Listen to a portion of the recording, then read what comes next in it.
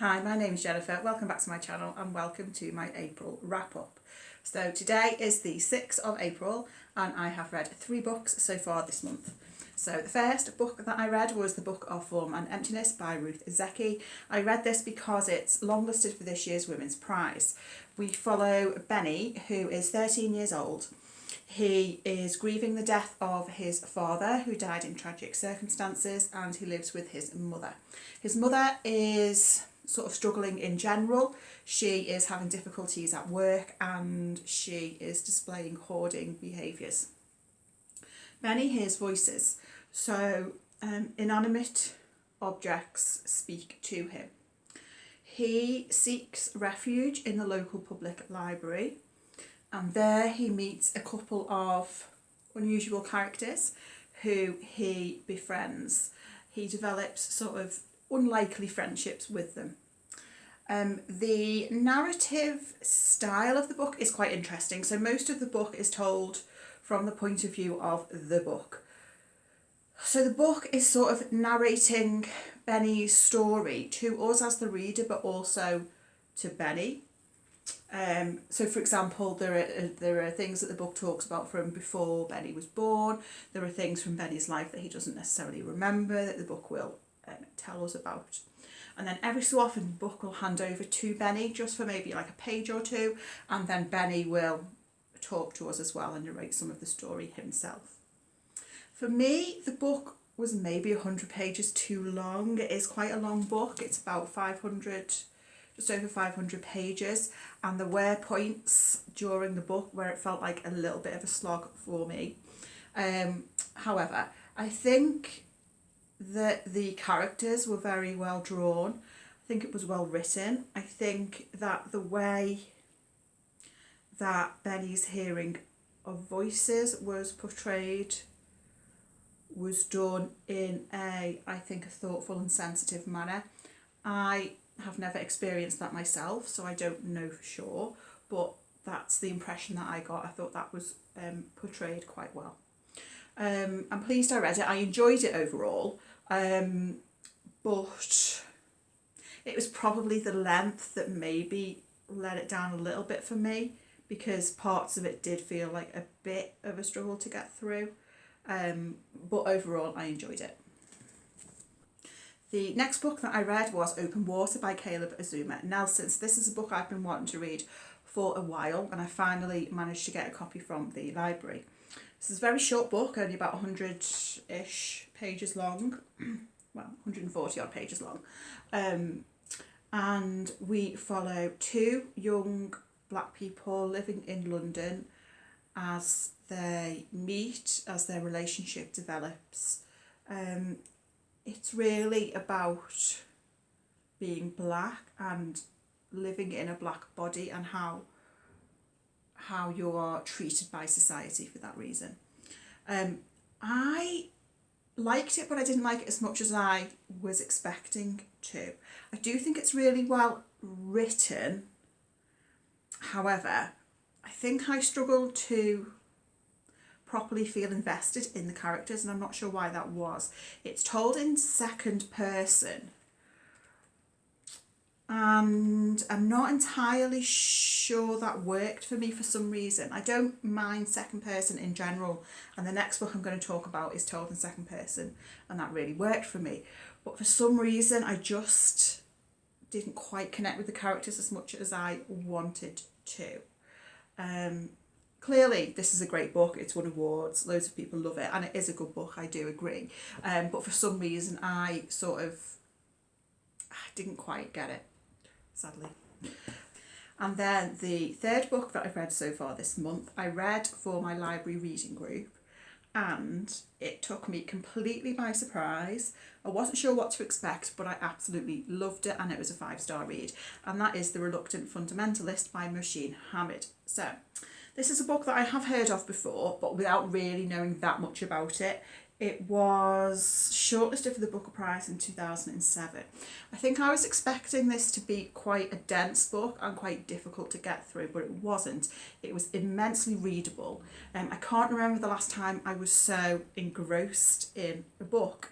It's relatively short. It's about, this edition is about 200 pages.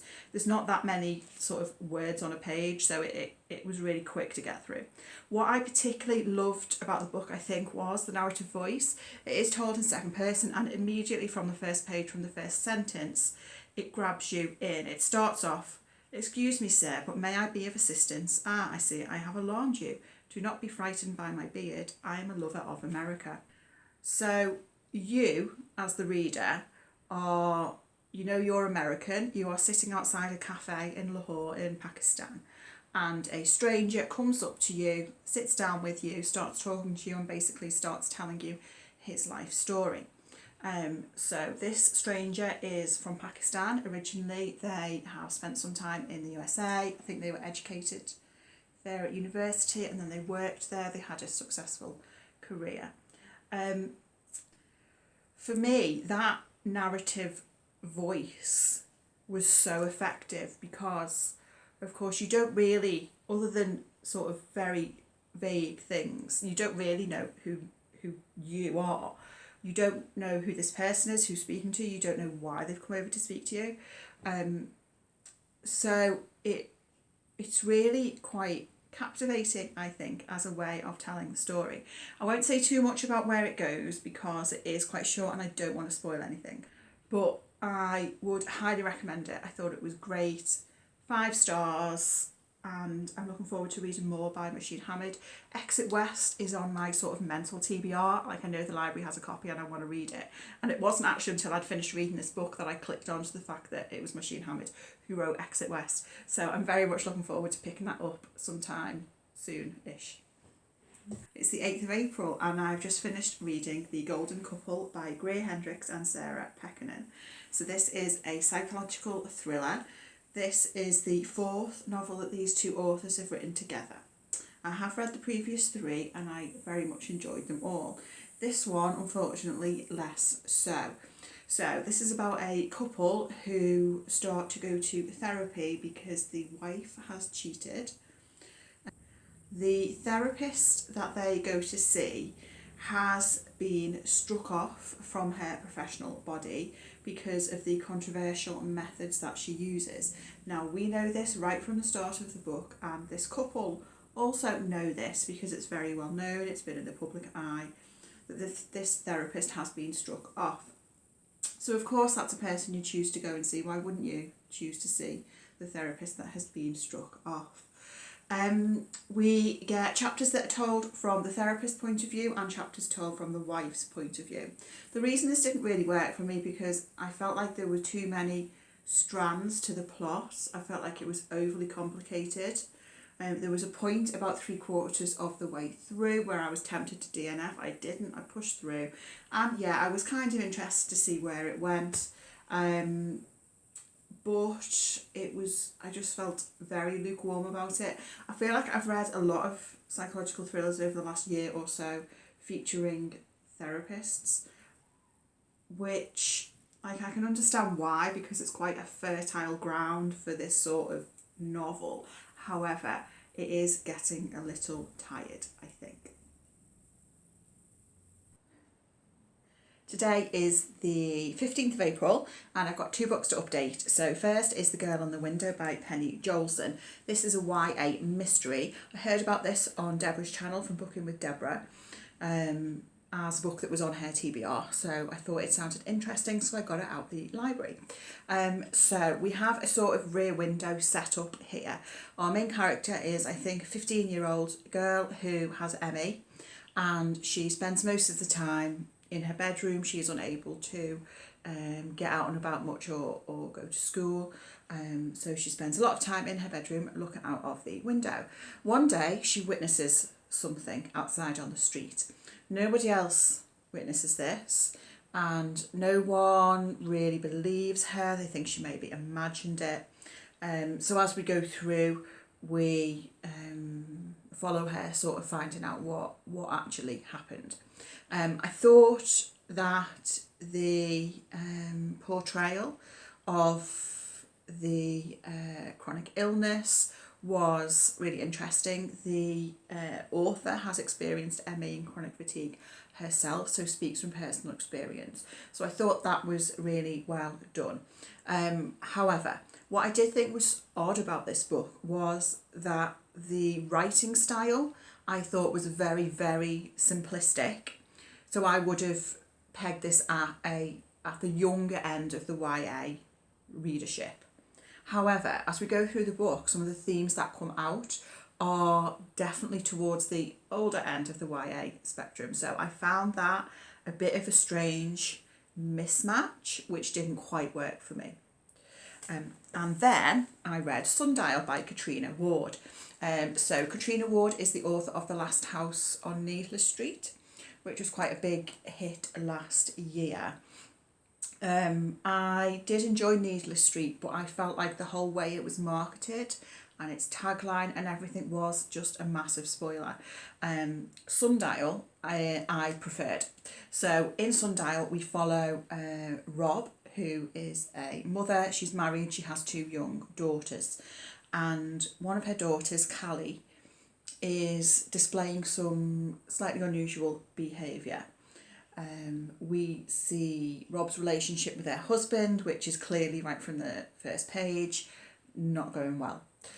So Rob decides to take her daughter Callie on a road trip to Sundial, which is the place where Rob grew up. We are not entirely sure of the reason for Rob wanting to make this road trip with Callie. We get parts of the book told from the present day, some told from the past when Rob was growing up, and we also get some from Callie's perspective. This is a thriller with horror elements. There are some slightly gruesome or gross bits in there. There is some animal cruelty, so if that's something you don't want to read about at all, then you are best avoiding this book. For a fair amount of this book, I wasn't sure if I was going to like it or not, because I think I had no idea where it was going, and I feel like there's a fine line sometimes, and a lot depended for me on sort of the way it went and the resolution. I really liked the way it went. It was quite unusual, I think. And for me, this had a really strong ending. This is the type of ending, which I won't say anything about, type of ending which I very much enjoy. It's the 25th of April and I've got a few books to update you on. We've been away this week for a few days in Edinburgh for my birthday, which was lovely. And I did get a few books while I was away, so I will film a book haul in the next week or two, I think. But I've got 4 books that I've read over the last week to talk about. So first up is Animal by Lisa Taddeo. This is brilliant. I love this book so much. This is one of the best books I've read this year so far, easily. So this is quite a difficult book to read in many ways. We open with our main character Joan sitting in a restaurant or a bar, and a man who she knows comes into the restaurant and shoots himself in front of her. This happens on like the first page. And we sort of flip back and we understand like who this person is, their relationship to each other. A large part of the story follows Joan trying to track down someone, and as we go along we sort of get indications as to who this person is. We don't really know who they are, who she's trying to track down, and we don't know what will happen when she finds this person. There's also an interesting narrative voice to the book, so it's told in second person, and we don't know for most of the book who we are as the reader. So Joan narrates the story to you as the reader, and as we go through we sort of are getting little clues as to who she's telling her story to. This is a book for the most part about sexual violence, and specifically that perpetrated by men against women and girls. It does make for a very difficult read throughout, but I think probably the most disturbing thing about the book is how very recognisable it is. I think this is really a very accurate portrayal of what it's like to be a woman, and that's not even an exaggeration. This stuff happens like every day. And there is also throughout the book some really lovely like female friendships that develop between different characters, which I thought was explored in a really quite a moving way. It's a very raw book. It's unflinching, it's explicit in many ways, and as I say, it is in many ways a difficult book to read, but I think a really important book, and I thought it was brilliant. I haven't read anything else by Lisa Taddeo. I know she's got a short story collection coming out, I think in June, called Ghost Heart, I think, which I've reserved from the library already.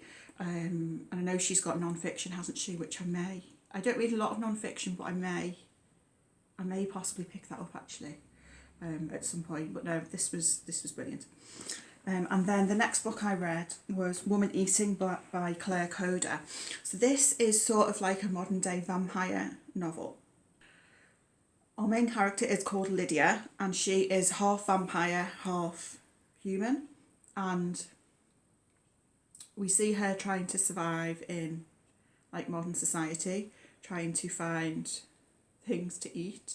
So she's trying to find like fresh pig's blood and stuff to eat, and she's trying to resist her temptations, her vampiric temptations, as she goes along. Her mother is a vampire, and when Lydia was a child, her mother like turned her into a vampire as well. Her father is human, and then her mother is also Malaysian, and her father's Japanese, I think. And so the whole thing, I think, is a metaphor for being from different ethnicities and how that affects your identity. It didn't quite work for me. I think to a certain extent it was more telling rather than showing. And there were also large sections where, so Lydia's an artist, and she rents this studio, and so she's having these long conversations with these other like artists, and it's just, I found it slightly dull, to be honest. For me, the idea of the book was probably more interesting than the execution. Next up is a reread, and this is Cards on the Table by Agatha Christie. So I've read this several times in the past. This is a Poirot novel, and I really like the setup of this book. So we have a character called Mr. Shaitana who meets Poirot and invites him to a dinner party. And Mr. Shaitana tells Poirot that he likes to collect murderers. So he likes to like befriend murderers, but like people who are good at what they do, in that they get away with it and they haven't been caught. So Poirot goes along to this dinner party, and obviously someone dies. Someone is murdered. The murder takes place in a room where other people are present. So part of the puzzle is, how did the murder happen? How did no one else notice what was going on? Mr. Shaitana has invited 4 like murderers, alleged murderers, and also 4 police type characters. So Ariadne Oliver, who's a crime writer who features in a few Poirot books, is in here as well. We see Poirot trying to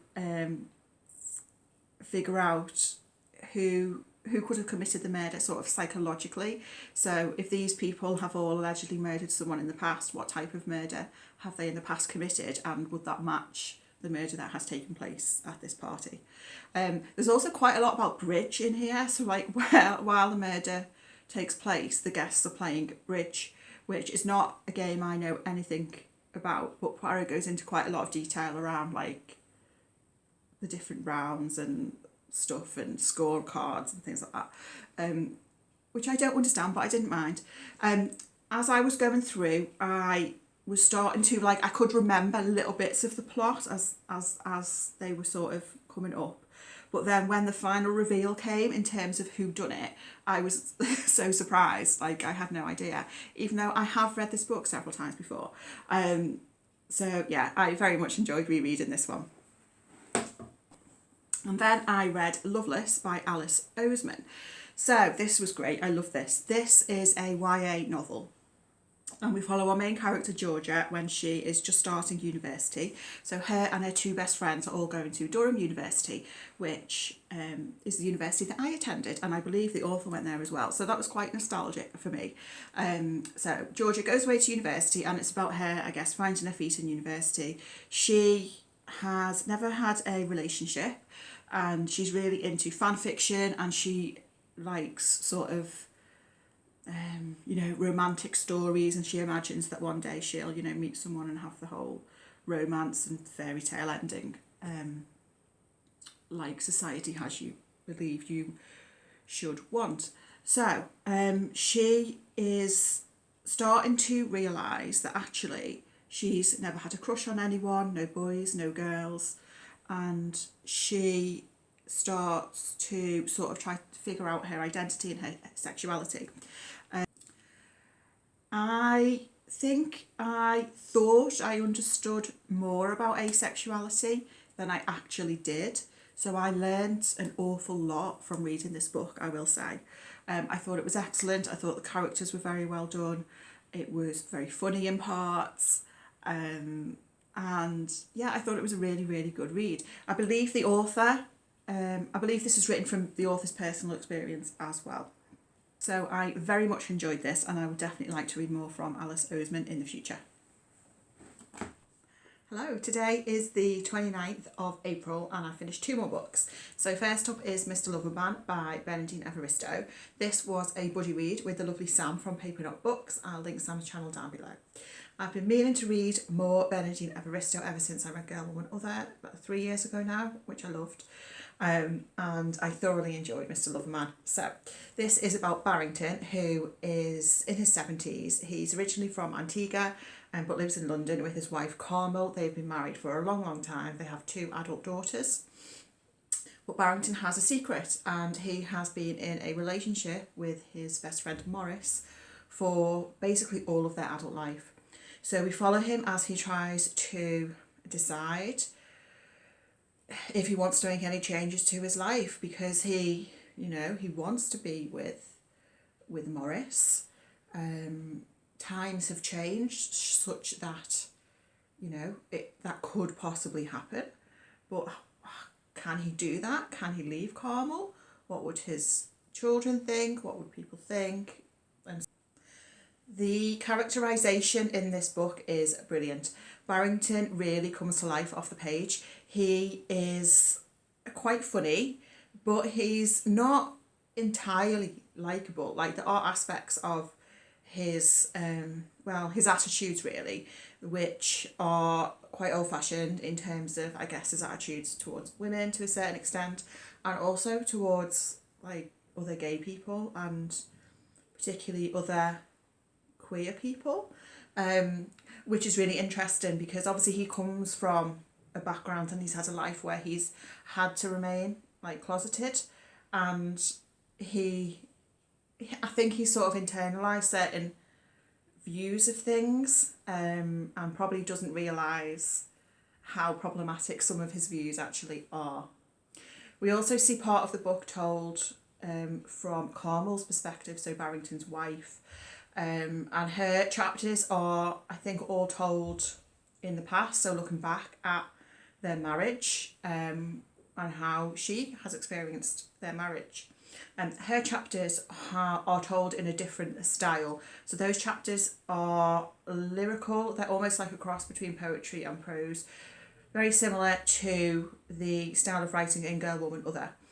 So it's really interesting to have that sort of juxtaposition between Barrington's chapters, which are told in sort of quite a matter-of-fact, chatty, quite funny way, and then these sort of more slower, almost lyrical chapters from Carmel's perspective. We see a lot about the relationships that Barrington has with his 2 adult daughters, who are both very, very different to each other in character and in the attitudes general attitudes that they have. I thoroughly enjoyed this. I can't believe it took me so long to get around to reading it, and I really enjoyed the buddy reading experience with Sam as well, so thank you to Sam. And then the next book that I finished is Murder in the Crooked House by Soji Shimada. This is a Japanese crime novel, translated from the Japanese by Louise Heal Kawe. So this I've been meaning to read for a while. It's set in quite an isolated location in Japan. I don't think it specifically tells you where it is, but it's set in this house called the Crooked House, which is on like a cliff top in an environment which is very snowy, at least at the time the novel set. I think it's set over like between Christmas and New Year actually. The Crooked House is a house which has been constructed in such a way that it's quite maze-like inside, and there are some very unusual sort of design features, such as like the stairs. So there's various staircases, for example, but some of them like don't stop on every floor. There's bits that are accessible only by sort of bizarre routes. So it's quite like a puzzle-like house. Obviously somebody is murdered in seemingly impossible circumstances. So they're found in a room where it's a locked room mystery basically. So you know, how on earth could this have happened? We get diagrams throughout of rooms and of sort of layouts of the house, which I very much enjoyed because I do like a diagram. The police obviously come to investigate and struggle to find who could have done it or what the motive could be. And obviously, you know, more than one person does die in this book in various sort of bizarre situations.